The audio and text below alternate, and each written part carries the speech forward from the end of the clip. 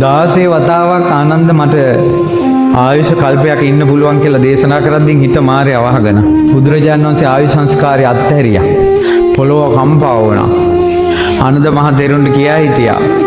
ආනන්ද ආයුෂ අත්හැරියා 16 දැනක ඔයාට ආරාධනා කරන්න මම කියලා තිබ්බේ. ආනන්ද ඔබ ආරාධනා කළේ නැහැ.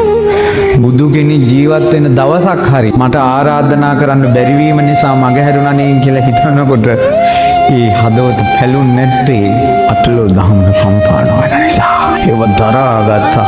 පිරිනිවන් වඩින ගමනේදී ආනන්ද මට කලන්තයි කියලා 25 පොළොක බුදුරජාණන් වහන්සේ අසංගන තියෙනවා. එතකොට තමන්ගේ ජීවිතයේ දෙවෙනි තැනට දාලා උපස්ථාන කරපු බුදුරජාණන් වහන්සේ 25 පොළොක අසංගන්නකොට ඒවා දරාගෙන සිටීම ආනන්ද මහ තෙරුන්ගේ ප්‍රාතිහාර්යය. මට පිපාසයි ආනන්ද පැන් ටිකක් අරන් එන්න. පැන් ගන්න යනකොට බොර වෙලා වතුර. ඇත්තටම ලෝතුරා සම්බුදු කෙනෙකුට කොහොමද බොර වතුර දෙන්නේ? බුදුරජාණන් වහන්සේට පිපාසිත බව හැබෑව. කොහොමද මේ වතුර දෙන්නේ බොරයි? මඩ. අනේ ස්වාමීනි මොහොතක් ඉස්සරහට වඩිමු. ආනන්ද මට නම් ගොඩක් පැන් පිපාසයි. එතකොට බොර වතුරද දෙන්නේ බුදුරජාණන් වහන්සේගේ වචනේ දහන්නේ කියන දෙයින් බුද්ධ වචනේ ඉස්මතු වෙලා බොර වතුර පැත්තට පායස වුණා. පාත්‍රය අරන් යනකොට වතුර නිල් දිය කැටි. සමහර ගම්මාන වලට යනකොට ගම්මාන වල ලින් වහලා බමනවා. බුදුරජාණන් වහන්සේ පැන් වළඳයි කියලා. බුදුරජාණන් වහන්සේට පැන් දෙන්න වෙයි කියලා වතුර ලින් වල වතුර වහනකොට පිදුරු දාලා ඒවා දකින්නට දරාගත්තා. කවදාවත් මිනිස්සෙක් එක්ක රණ්ඩුවට ගිහිල්ලා නැහැ. කවදාවත් මිනිස්සුන්ට චෝදනා කළා නැහැ. රණ්ඩුවකට ගිහිල්ලා නැහැ. අටලෝ දහම දරාගත්තා. බුදුරජාණන් වහන්සේ ගස් දෙකක් අතර ඈත ගම්මානයක ඈත කවුරුත් නැති ගම්මානයක පිරිනිවන් සැතපෙලා. ස්වාමීනි මේ චූටි නගරයකයි සැතපෙන්නේ. ඇයි පිරිනිවන් පාන්නේ? කියන බුදුරජාණන් වහන්සේට පොඩ්ඩක්වත් සත්කාරවල අඩුවක් වෙනවට කැමති නෑ බුද්ධ ගෞරවය. ආනන්ද පොඩි නගරයක් කියලා කියන්න එපා. කලින් කුසාවති රාජධානියේ මේ කුසිනාරාව බණ කිව්වා. බලන්නකෝ ඊළඟට ආවා බුදුරජාණන් වහන්සේ ගැන සෙනෙහසක්. ඒ සෙනෙහස සෝවාන් වෙනකොටවත් දරා ගන්න බැරි එක. කනුවක් අල්ලාගෙන වැළපුණා. බුදුරජාණන් වහන්සේ ඉක්මනින් පිරිනුම් පානවා. පපුව බැලුන්නේ නැත්තේ ඒ තරමට දරාගත්තා. ඒ දරා ගැනීමත් දෝර ගලාගෙන අර මහා හයියෙන් යමක් අල්ලගෙන ඉන්නකොට ධාඩිය ගලනවා වගේ එයාගේ ඇඟ වෙවුලනවා සමහර ලාවට. අටලෝ දහම දරාගත්ත තමයි ඇස්වලින් ලූරා කඳුරු වැටුණා. කොහොමද ආනන්ද කියලා ඇහුවා. ආනන්ද මෙහිඳ කොච්චර ධර්ම දේශනා කළා දානන්ද හටගත්ත සියලු දේ නැසෙනවා කියලා. ප්‍රියමනාප දේන් වෙන වෙනවා කියලා. ඒ නිසා ආනන්ද තමාට තමා දූපතක් කරගන්න. ඔය දහම ඔයා තුලම කලත්ත ගන්න ආනන්ද. දහමෙන්ම දූපත හදාගන්න. කත පුඤ්ඤෝ සිතුවං ආනන්ද. ආනන්ද ඔයා ගොඩාක් පින් කරපු කෙනෙක්. කත පුඤ්ඤෝ සිතුවං ආනන්ද.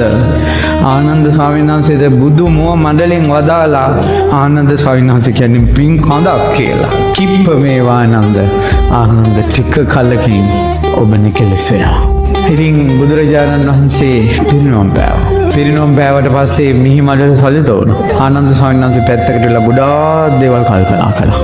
එළි වෙනකල් ලෝ දහම ගැන අනුරුද්ධ ස්වාමීන් වහන්සේ ආනන්ද ස්වාමීන් වහන්සේට තව කිව්වා.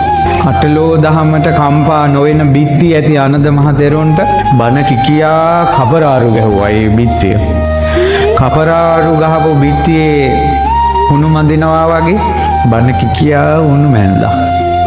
අටලෝ දහමින් කම්පා නොවන මැදුරා අනුරුද්ධ මහ තෙරුන් ආනන්ද මහ තෙරුන්ගේ හදවතේ හැදුවා.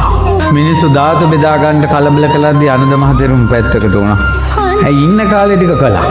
බුදුරජාණන් වහන්සේගේ සම්බුදු චීවරය පාත්‍රේ පපුවට තුරුල් කරගෙන පාගමෙන් වැඩියා. පාරේ ඉන්න මිනිස්සු අහනවා ඔබ වහන්සේ කලින් තනියෙන් වඩින්නේ නැහැ බුදුරජාණන් වහන්සේත් එක්ක වඩින්නේ කො බුදුරජාණන් වහන්සේ කියලා අහනකොට නිහඬව වැඩියා. පාත්‍රේ තුරුල් කරගෙන ගන්ධ කුටියේ පාත්‍රයේ තියලා පරණ විදිහටම උපස්ථාන කළා. සංඝයා ආනන්ද තෙරුන්ට චෝදනා කළා. ආනන්ද තවම සංසාරය යන ඔයා ගාව සංසාර ගඳයි කියලා. භාවනා කළා අරහත්ත්වයටපත් වුණා. කාරණා පහකින් ආනන්ද තෙරුන්ට චෝදනා කළා. ආරාධනා කරපු නැති එකට ජීවිත සංස්කාරයට සිවුර මහගන්නකොට පාගල මැහුවා කියලා. කාන්තාවන්ට කලින් බුදු සිරුර වඳින්න දුන්නා කියලා. ඔය කාරණා පහකේ සමාව ගත්තා. වරදක් නැති බව කීවා. සමාව ගත්තා. මහා කැලේකට ගියා. තනියෙන් භාවනා කරනවා. බලන්නකෝ අටලෝදාව ආනන්ද ගුණ සුවඳ විහිදු වෙනකොට දැනිච්ච මිනිස්සු හොයාගෙන ආවා කැලේට. උයන් පල්ලා කිව්වා එන්න එපා. අපේ මහතෙරුන් තනියෙන් ඉන්නේ. බුදුරජාණන් වහන්සේ පිරිනිවන් පාලත් අවුරුදු 40ක් ජීවත් වුණා. ඊට පස්සෙත් කැලේ. ආනන්ද සංස් කුටියෙන් අතුරුදහන් වෙලා මිනිස්සු ඉදිරියේ පොළොවේ මතුවනා. මාව හොයාගෙන ඉන්න මිනිස්සු වළක්වන්න එපා. මන් නිසා නෙවෙයි. බුදුරජාණන් වහන්සේ මුණ ගැහෙන්න දෙන මිනිස්සු බුදුරජාණන් වහන්සේ වැළැක්ුවේ නැහැ. මේ ආනන්ද කොහොමද මිනිස්සු වළක්වන්නේ? එන්න දෙන්න. ඒ මිනිසුන්ට බණ කිව්වා. ගංගානම් ගඟ මුදුනේ ආකාශය. මිනිස්සු ධාතුන් වහන්සේලා වෙනුවෙන්වත් රණ්ඩු වෙන්න එපා කියලා. ආකාශේ පිරිනවම් පාලා දෙපැත්තට ධාතුන් වහන්සේලා බෙදලා ගියා. ඔන්න ඔය ධාතුන් වහන්සේලාගේ කොටසක් දෙව්ලොවින් හෝ යම් තැනකින් හෝ මේ ආනන්ද මහා සෑය තැන්පත් වෙනවා.